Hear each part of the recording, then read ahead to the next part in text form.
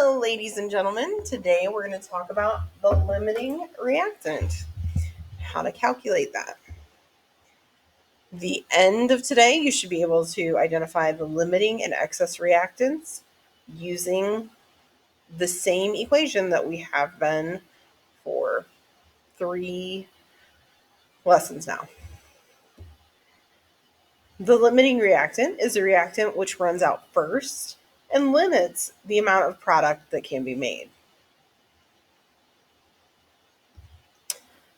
We will be using 2 mass-to-mass calculations. The limiting reactant is the one that yields the smaller amount. First, we digress with making funfetti cupcakes. So this is a real-world example about the limiting reactant. In order to make 1 pan of cupcakes, let's say you need 1 mix, 3 eggs, and 2 tablespoons of oil to make 1 pan of cupcakes. Let's say you have 3 mixes, 15 eggs, and 8 tablespoons of oil.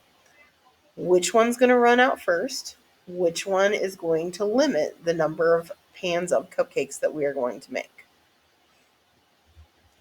If we have 3 mixes, how many pans of cupcakes can we make? It takes 1 mix to make 1 pan of cupcakes. Okay. So we can make 3 pans with 3 mixes. If we have the 15 eggs, it takes 3 eggs to make 1 pan of cupcakes. So we can make 5 pans. With our 8 tablespoons of oil, 2 tablespoons for 1 pan of cupcakes, it's going to take us, therefore, we can make 4 pans of cupcakes. So after we do the math, we look at which one of these produces the least number of pans. Obviously, it's the mixes. Therefore, the mixes are our limiting reactant because they are used up first. Okay. Now we're going to do our real example using this problem given to us. Our example is if 17.1 grams of potassium reacts with 14.3 grams of fluorine, which reactant is the limiting reactant, and what mass of potassium fluoride can theoretically be produced?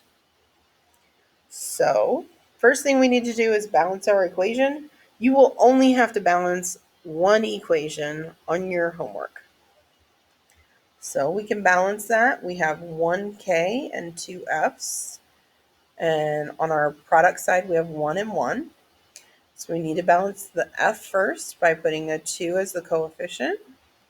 That gives us 2 potassiums and 2 fluorines. Therefore, I need a 2 out here in order to make that equal. All right. Now we're going to have to do 2 of the long equations, 1 for potassium and 1 for fluorine. Okay. So this is always the same as the last time we talked in the video. I'm going to show you exactly what we do. So first we put our known over 1. So first we're going to do 17.1 grams of potassium.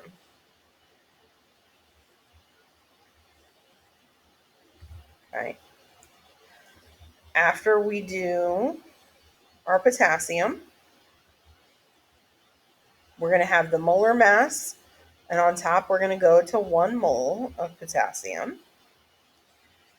If we look on our periodic table, which you guys should know to have out by now, the mass of potassium is 39.1. Now we need our mole ratio. We get that from the numbers in front. So we're going from K. So I have 2 moles of K, of potassium. And I'm looking for what mass of potassium fluoride. So I'm going to go to moles of potassium fluoride. The number in front of the potassium fluoride, 2, goes here. Our last step is to multiply. To get back to grams of potassium fluoride, we need to do 1 mole of potassium fluoride, and on top, our molar mass of potassium fluoride.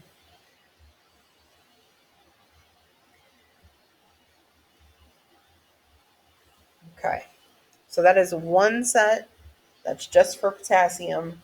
When we go ahead and multiply all of that out using our lovely calculator, we are going to get 25.41. So if I start with 17.1 grams of potassium, I'm going to end with 25.41 grams of potassium fluoride. Next, I'm going to do fluorine. Let's use purple.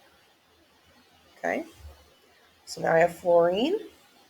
Always my known over 1.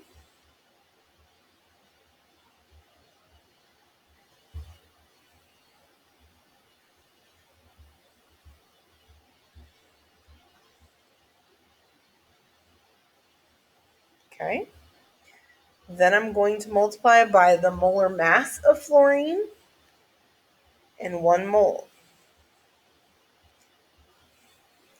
When I look on the periodic table, fluorine is 19. The only problem is this is F2, so we have to take it times 2. So this is going to be 38 grams of fluorine. Okay. On the bottom, I have however many moles of F2. In front of my F2 in my equation, I have no number, so it is a 1. On the top, we are going to repeat these last 3 steps exactly because we're going to KF, grams of KF. So we have 2 moles of KF, the molar mass of KF, 1 mole of KF. All right. When I multiply all of that out,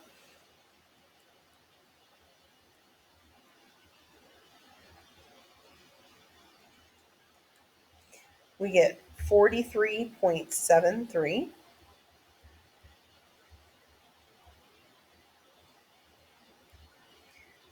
Now, our question is asking which one is the limiting reactant and what mass of potassium fluoride can be produced.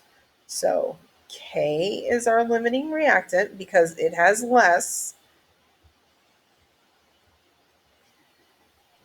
and 25.41 grams will be produced.